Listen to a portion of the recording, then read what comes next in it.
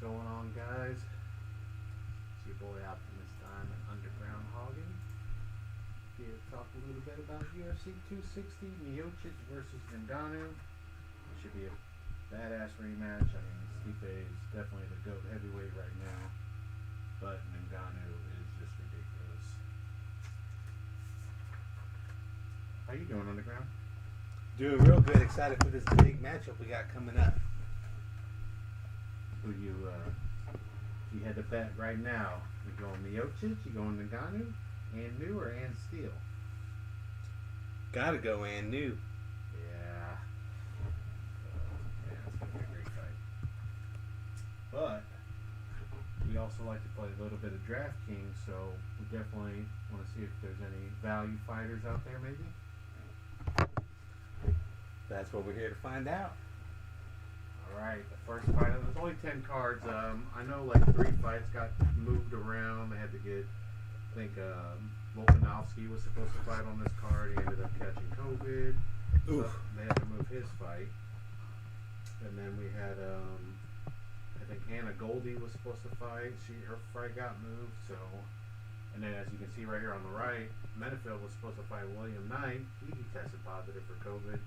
But they found a quick replacement, so we do have a short replacement fight. Anyways, first fight we got Abu Azatar versus Marc-Andre Barriault. Barriault, the slight favorite. If you are play DraftKings, Barriault's 8,200 and Abu's 8,000. So I mean it's almost a pick 'em pretty much. Let's look at Abu real quick. 5'9", 185, 76-inch reach, 3.26 per minute, which is pretty good pace. He is 5'9", so he's a little bit shorter, and he's on a winning streak, but he hasn't fought since 2018 against Vitor Miranda.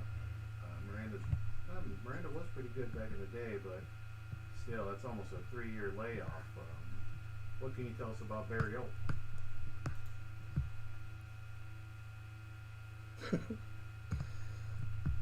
Barriault, 11-4, 6'1", 74-inch reach, 2 inches shorter than his opponent. I believe he's been coming off some losses. I'm not sure if it was high-ranking competition or not. Let's have a closer look at his profile here.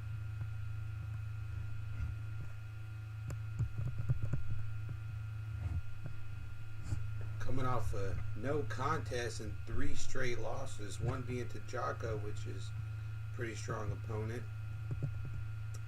It's not really looking good for Barriault given his record, but anything can happen.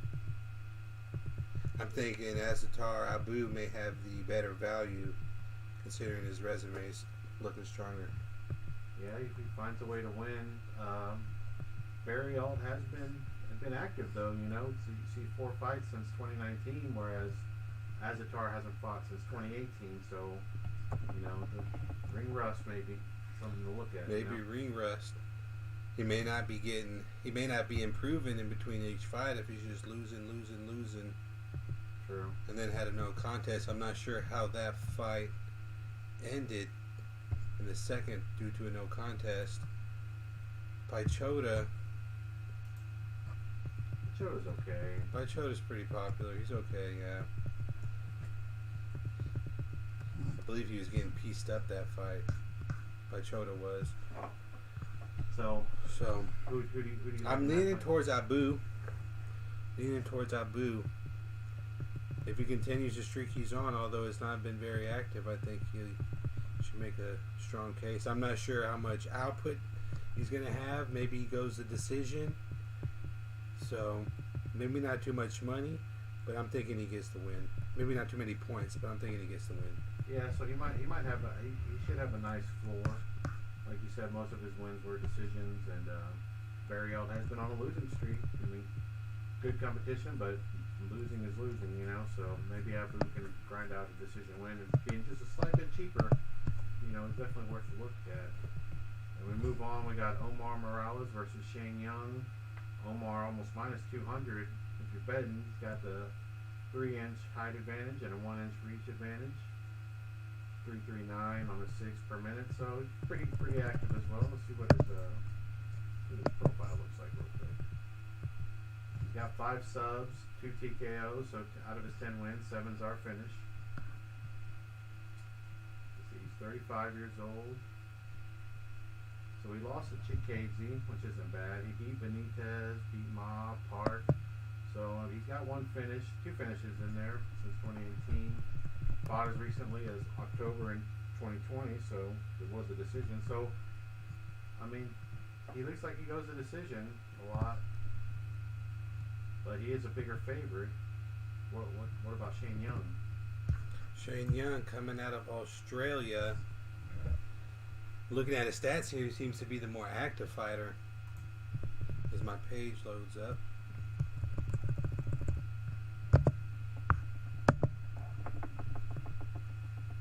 About the same reach, couple inches shorter, almost double the significant strikes landed per minute. That's going to be huge if this fight stays standing up. Looking at Morales, takedown average 0.29. That doesn't seem like he really wants to go to the ground. This might be a striking fight. Young looks to be the more active fighter and the more accurate fighter. But Morales has a chin. He's gone to the decision or he gets the knockout. So this will be interesting to see what happens. Maybe he gets pieced up all fight. I'm not too sure here.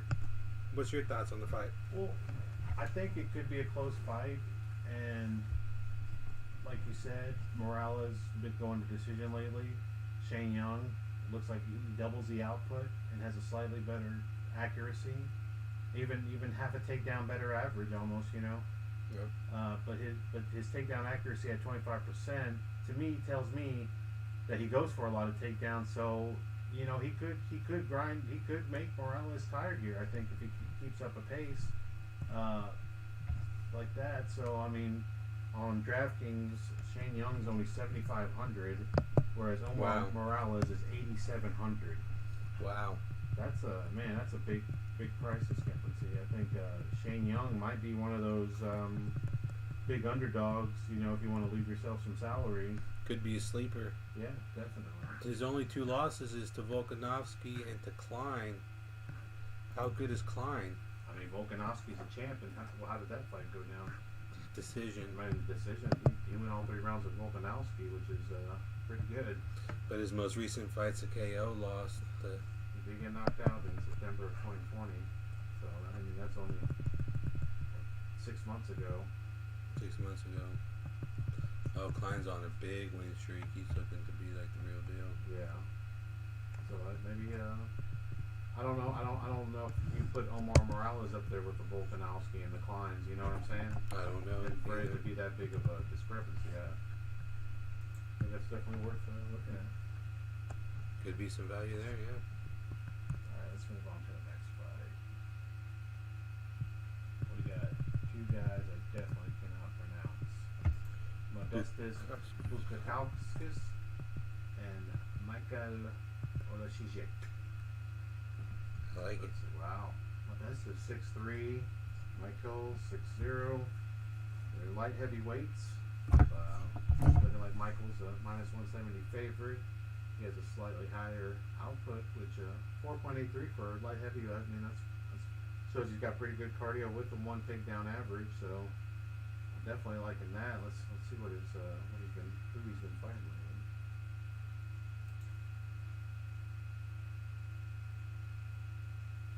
So he's got 10 knockouts, 1 sub out of his 14 wins. So looks like a finish here.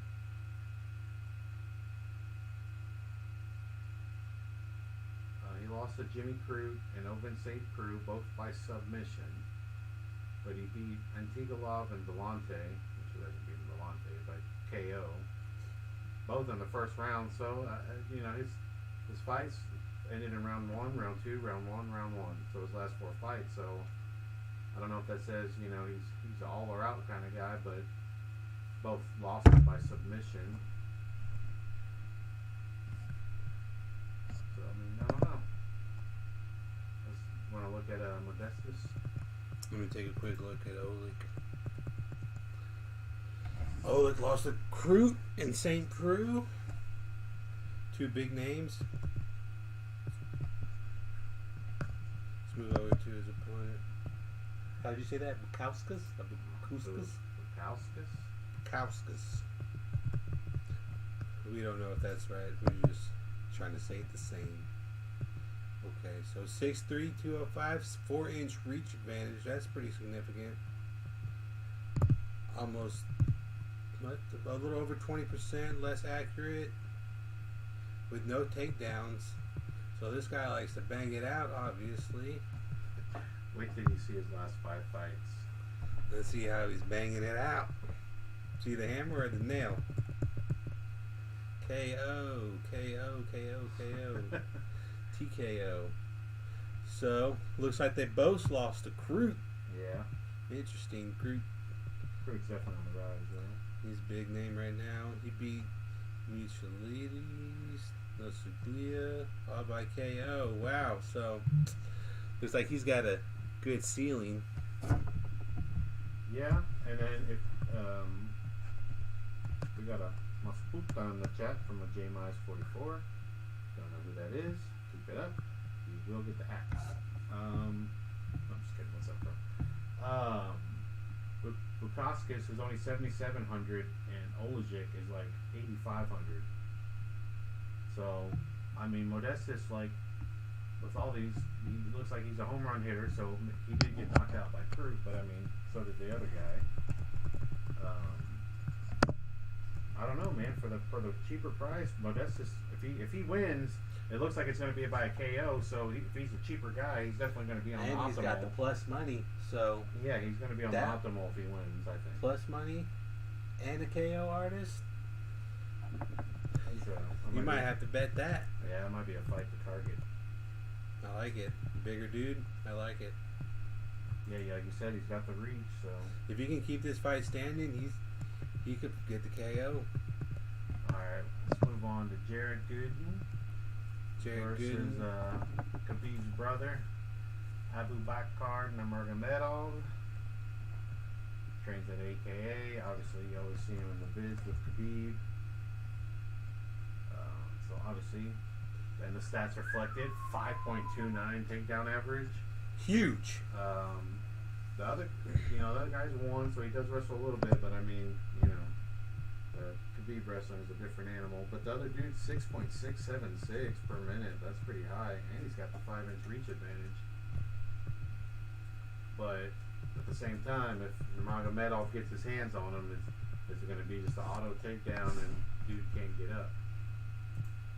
Let's see who Nurmagomedov's fought lately.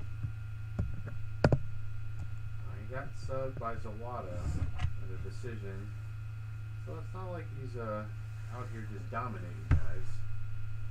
You know, that was his first. He lost in a submission in the first round in his first UFC fight. I think I remember that. It's a beat versus Tyron. Yeah, so it didn't look too good that fight. You can kind of see it right here in the corner, the little highlight, but not good. What do you see about Jared Goodwin? Jared Goodwin, he's got a good reach. Lots of significant strikes landed per minute.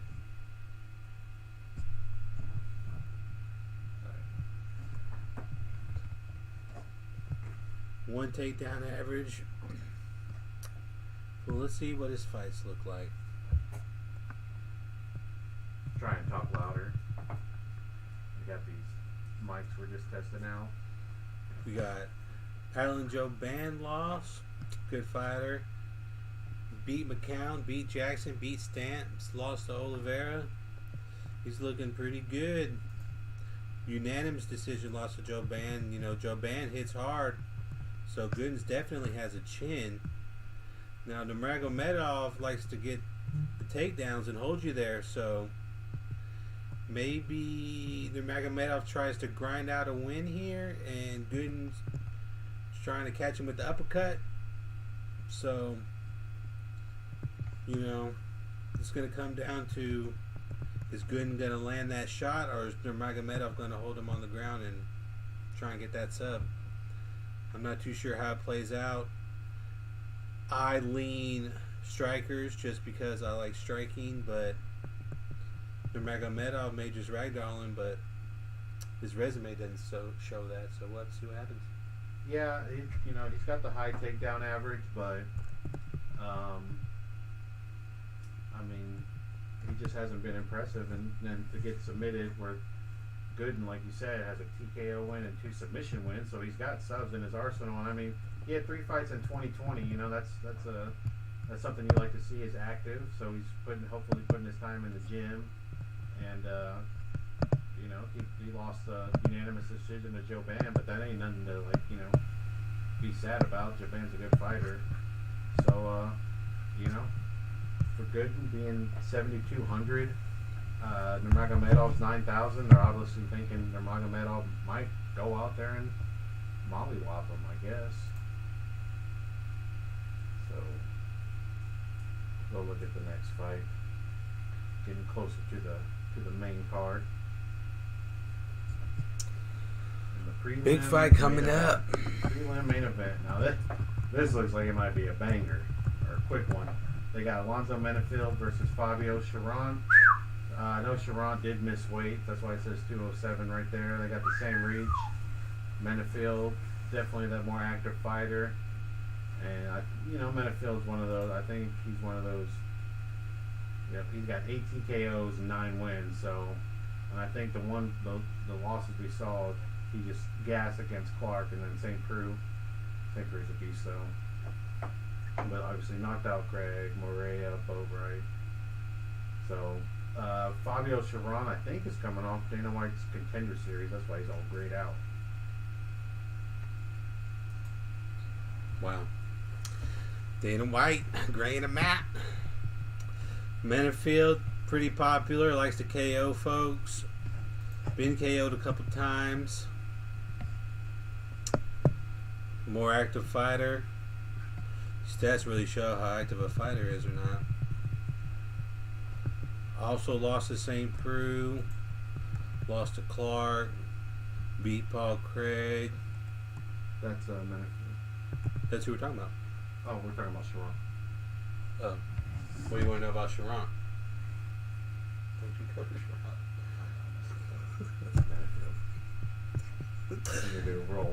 Alright, well, let's take a look at Sharon real quick. Backtrack that there. Sharon. What you want? What's your wrong, man? Alright, let's see. 6'1", 207, Southpaw. No stats, obviously, What is he, 6'1"? Okay, M. Dennis, E.G., E. Murray, LFA, CES wins. He lost on Dana White's Contender Series. Went on a streak and then got signed by the UFC. Where's this fight at? Is this fight in Las Vegas? I believe so, yeah. Las Vegas? Yeah. So, maybe they just needed to plug it up. I don't know if they needed to plug it up with him. It's interesting. Maybe they're trying to feed him. Menefield was supposed to fight Jason Knight, and Knight had to pull out of the fight, so this is a late replacement. Jason Knight? At 205? Not William Knight. William, okay. So he is just plugging in. He is just... Yeah, so he's definitely a late replacement, which I even like Menefield more now, just because Menefield was training. And Menefield, yeah. Especially with the... For it being a... Menefield style. Exactly. For it being a short replacement and he missed weight, tells me, this dude probably wasn't working out as hard as he was if he would have been knowing he had a fight. Especially considering he wasn't even in the UFC. He was fighting an LFA. So he probably wouldn't train as hard as he definitely would be if he was exactly. in the UFC. Okay, so if he fought February 12th, 2021, so that's only a month and a half ago, you're probably like, all right, now I got some downtime probably. You know what I'm saying? Yeah. So, and I think that's probably what happened. And then they're like, hey, you could fight Menefield right now. So he agrees to a short notice. He did come in overweight. 1 pound. He probably wasn't. He probably more trained to try and get in shape than he did fighting shape. Yeah. So just 1 pound. So maybe not too much there to look at. Yeah, but I think he definitely doesn't have the same favor Menefield. Yeah, maybe definitely favor Menefield here. And the crazy thing what's his price? So Menefield is only 8,100 because he was supposed to fight Knight, and that was almost a pick'em. Okay. But now he's a minus 300 favorite, and he's only 8,100. So I think Menifield is probably going to be the most popular owned fighter in the whole slate, just because of how big of a favorite it is, and he only costs 8,100. You know. Yeah. So I mean, and you'd be almost a fool not to plug in Alonzo. It just makes no sense. That's a good middle of the pack pick right there. Yep, and that's the end of the prelims. Let's go to the pay-per-view main card. All right, pay-per-view. We'll start off, I think. Who's kicking it off? It's only what's crazy is they added Malarkey and Worthy to the main card because it was only a 4 fight, so they put it. So you got Karma Worthy coming in as a slight.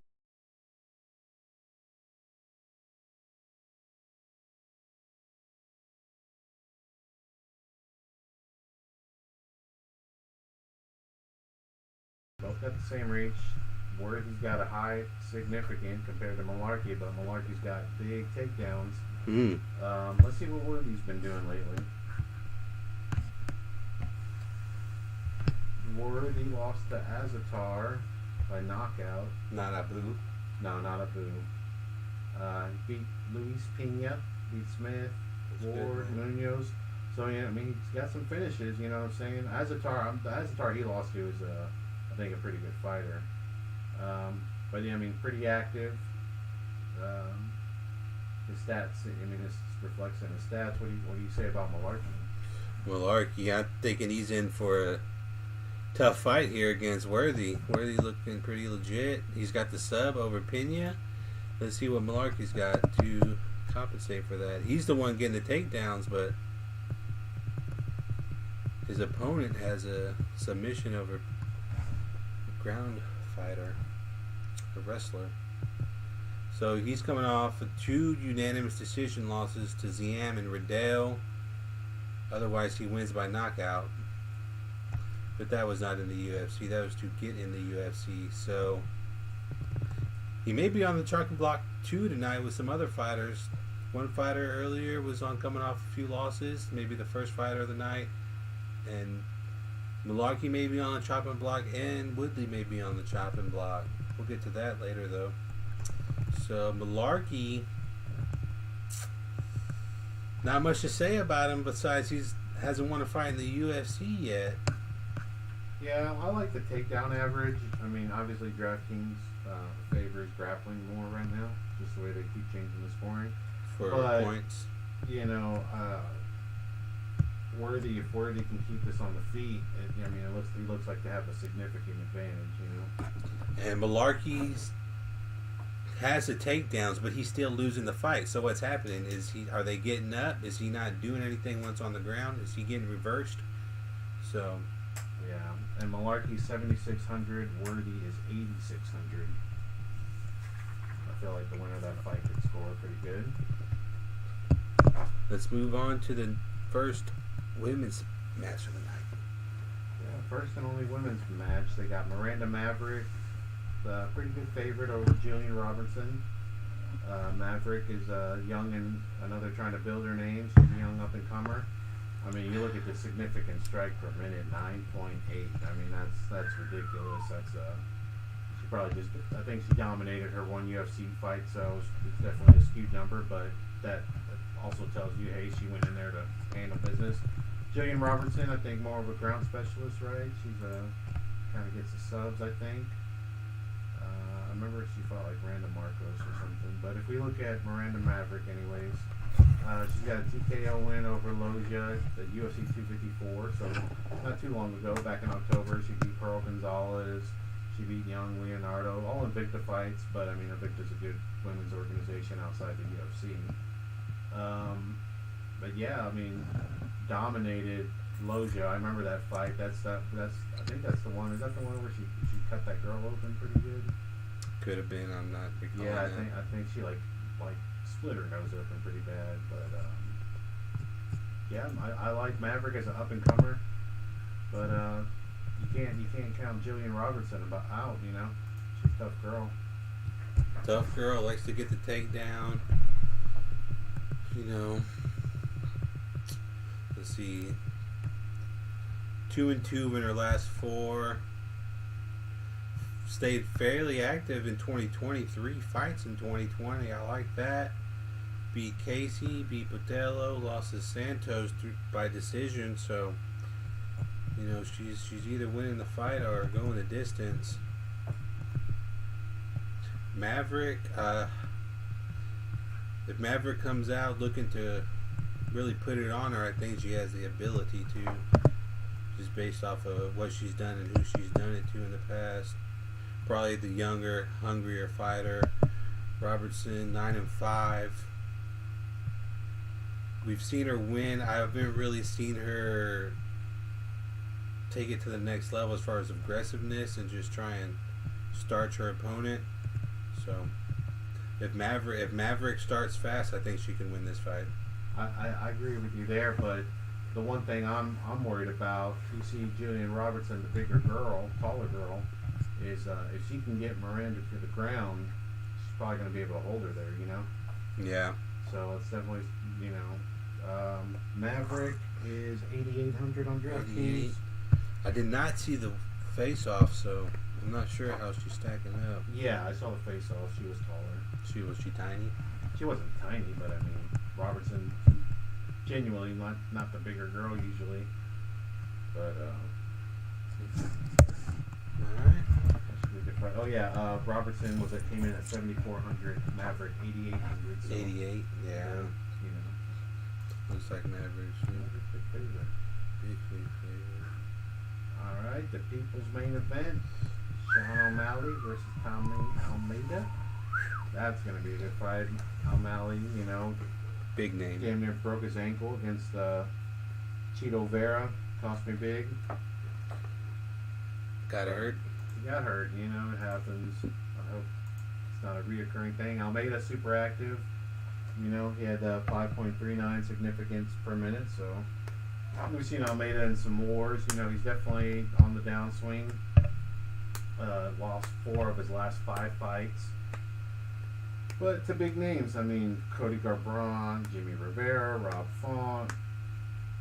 He lost to Martinez. He did beat Morales by KO, but, you know, he's got 2 TKO losses and 2 unanimous decision losses.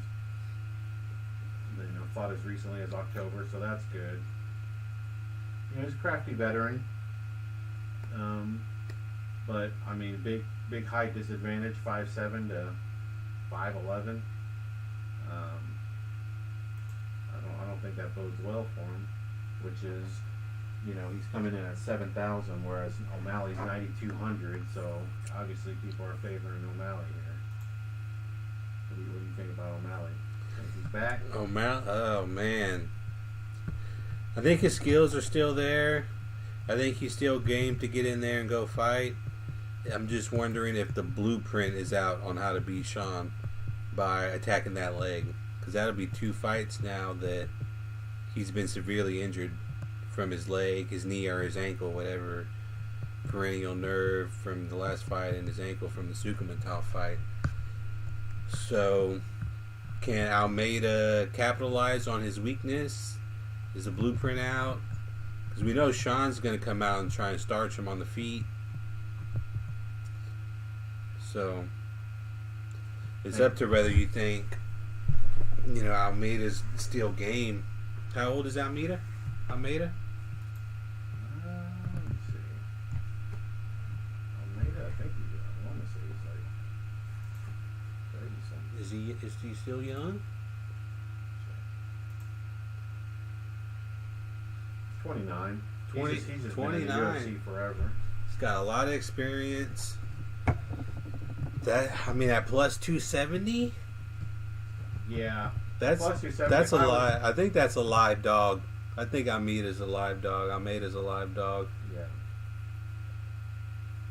So, man, I like Sugar Sean, but seeing his leg get tore up like that is just, Yeah. it's hard to say someone can't do it now that we've seen it twice.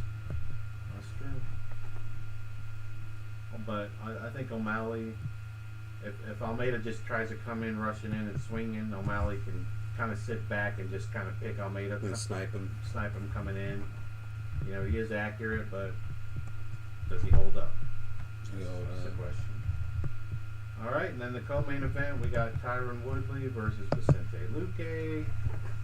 Lucay with a high significant output, 5.72. He's only got a .68 takedown average. He can get the sub at .8. So I know Vicente Lucay, man, he can bang, and he is a big favorite at -240.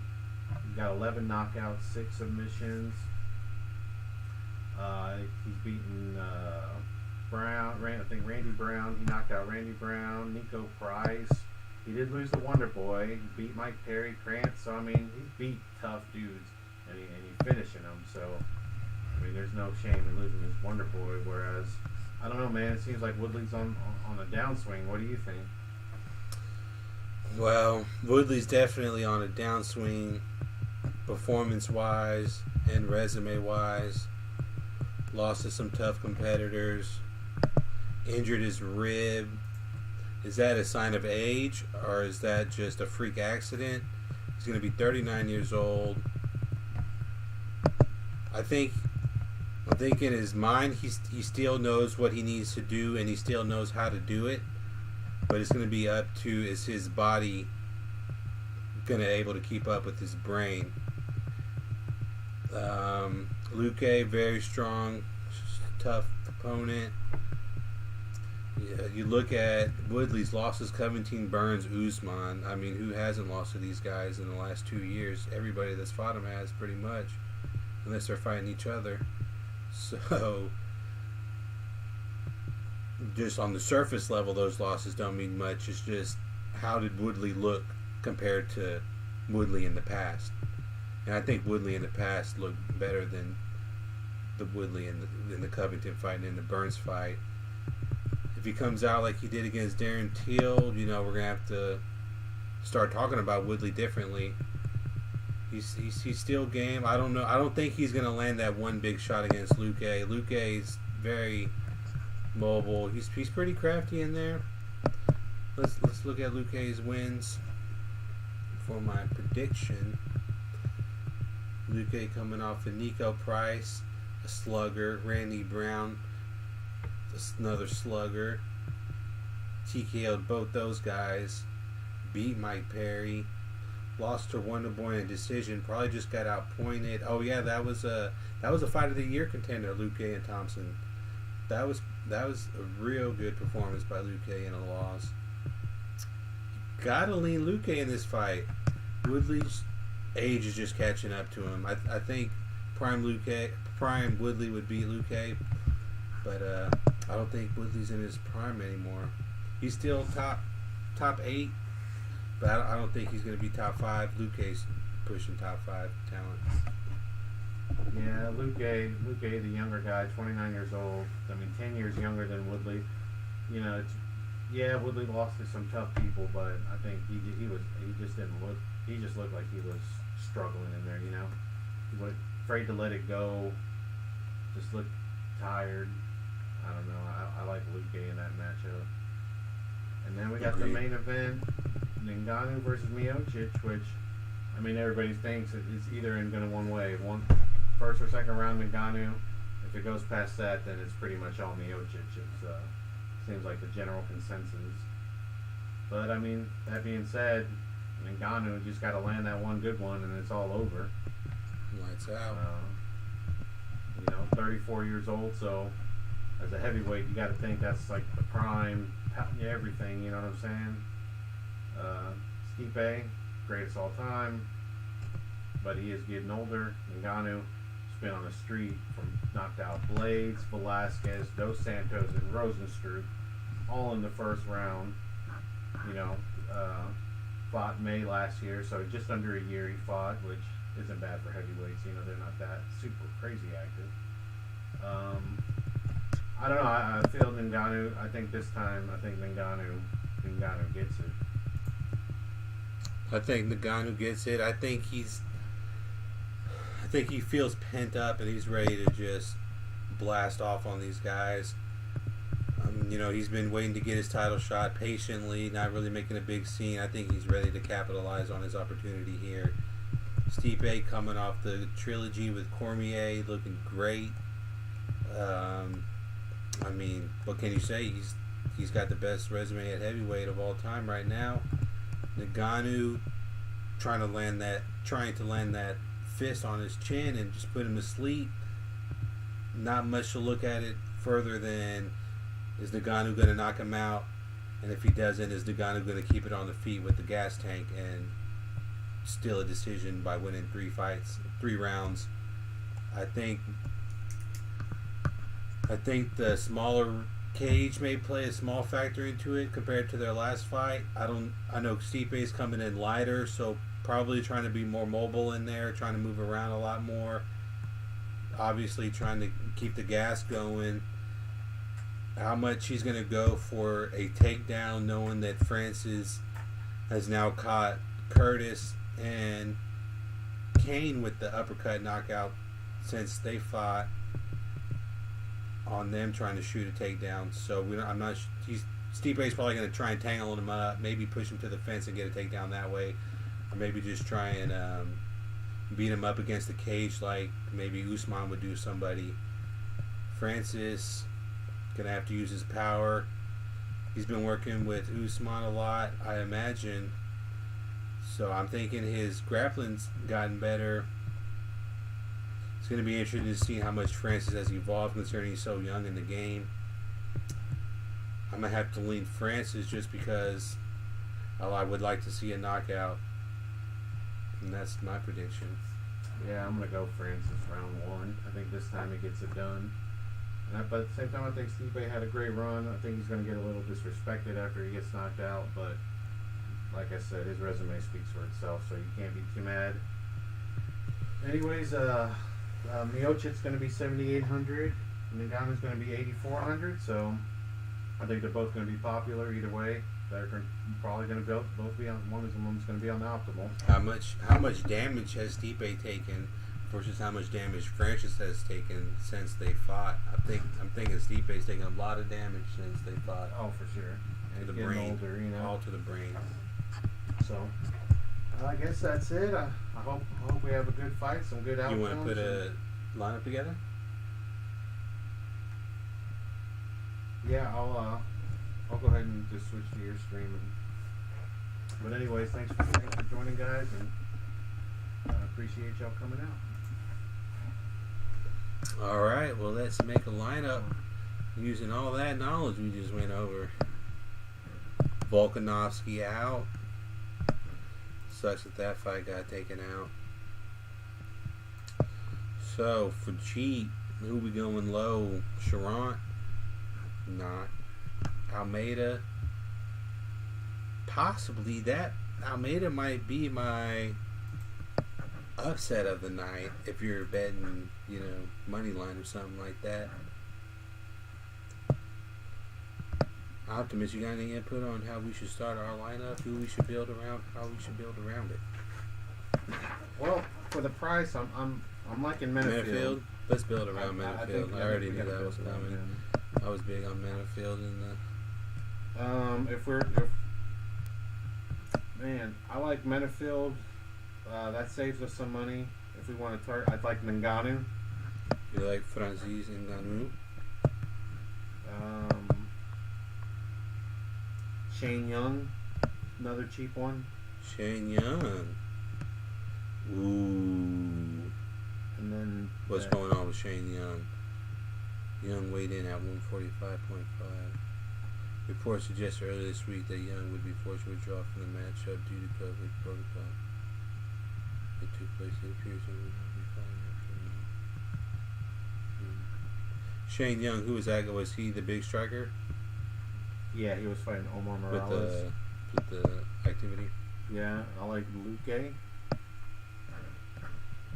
Lucay's going to be our expensive pick? Yeah. What was that one this week? That leave us with $16,900, $8,500 apiece, $8,400. Maybe a Bukauskas. A Bukauskas. That was that 205, right? Yeah, 7,700. And Almeida.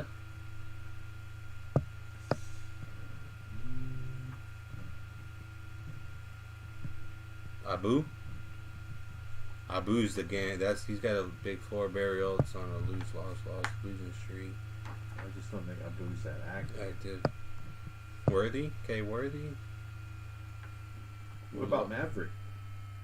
Maverick, she should win. And she's young and game. A lot of meat on the bone here with $400. I like that. If we wanted to switch up, you can maybe switch up Shang for a Miocic or a Malarkey or an Abu if you're not going Lucay. But this is the official Optimus and Underground lineup. A Manifield, F Nanganu, Shang, V Lucay, and Bukauskas,